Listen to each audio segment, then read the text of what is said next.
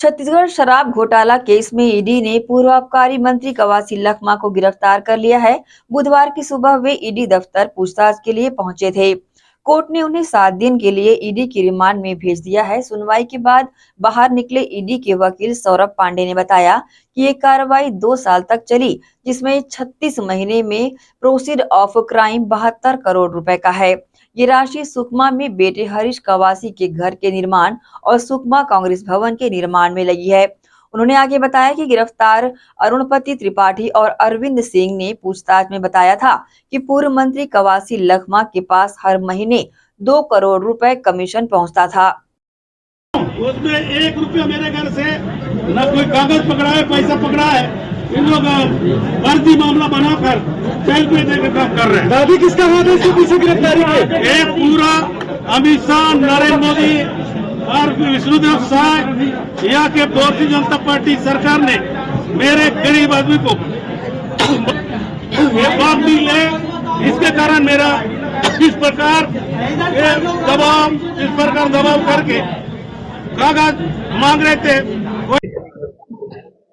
शराब स्कैम का जो इन्वेस्टिगेशन चल रहा है उसके संदर्भ में कुछ एविडेंसेस हमारे पास आए थे, जैसे कि अरविंद सिंह का सेक्शन 50 के रिकॉर्ड किया गया स्टेटमेंट, जिसमें उसने ये बताया था कि 50 लाख रुपए मासिक भुगतान किया जाता था शराब कार्टेल से कवासी लखमा को।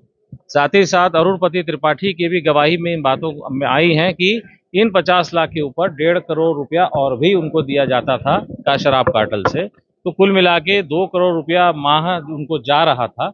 इस बात की पुष्टि इन दोनों की गवाही से हुई और इस हिसाब से ये माना गया कि 36 महीने तक ये अगर स्कैम चला है तो ऐसी सूरत में जो टोटल प्रोसीड्स ऑफ क्राइम है वो करीब 72 करोड़ रुपया आ रहा है।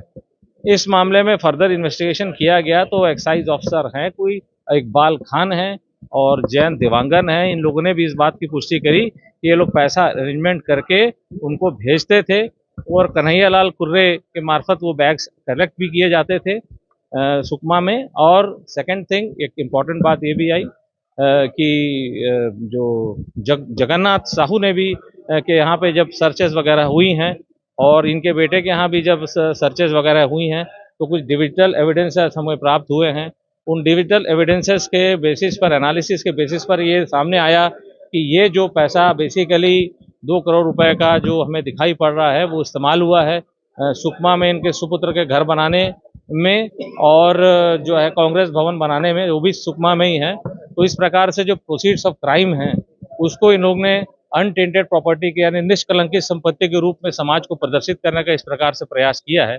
मामले में प्रथम दृष्टया prevention of money laundering act की धारा 3 में दिए गए धन शोधन के अपराध दिखाई पड़े और चूंकि इनके इन्वेस्टिगेशन के दौरान इनका सहयोग बहुत कम रहा और ऐसी संभावना रही कि जो अभी तक इन्वेस्टिगेशन हुआ उसके संदर्भ में हो सकता है कि अन्य मिलने वाले साक्ष्यों को नष्ट कर सकें, नष्ट करने की प्रयास करेंगे।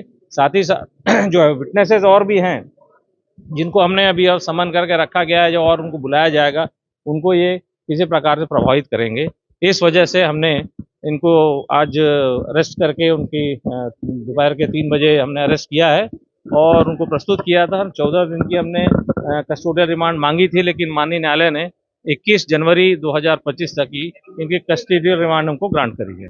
देखिए, यहाँ पर सेक्शन 50 के स्टेटमेंट्स के लिए लोगों को बुलाया जाता है और वो इन्वेस्टिगेशन का एक पार्ट है और अगर उनको फर्दर जरूरत पड़ेगी तो फर्दर भी बुलाया जाएगा या जिसको भी बुलाने की आवश्यकता पड़ेगी उसको बुलाया जाएगा।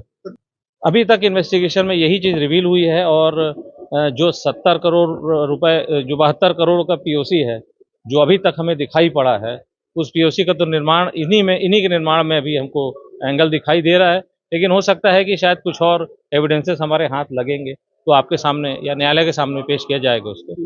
अभी तक हमारे कुछ एविडेंसेस आए थे, जैसा मैंने आपको बताया, वही चीज़ बार बार रिपीट हो रही है कि 50 लाख अरविंद सिंह, 1.5 करोड़ अरुणपति, 2 करोड़ अभी हमको स्ट्रेट फॉरवर्ड एविडेंस अवेलेबल है और उसके निष्कलंकित संपत्ति के रूप में उसको समाज को परिलक्षित करने के हमें प्रमाण अभी तक मिले हैं इन्वेस्टिगेशन में। हो सकता है कि हमें और कुछ प्रमाण मिल जाए, वो सामने रखे जाएंगे कालांतर में।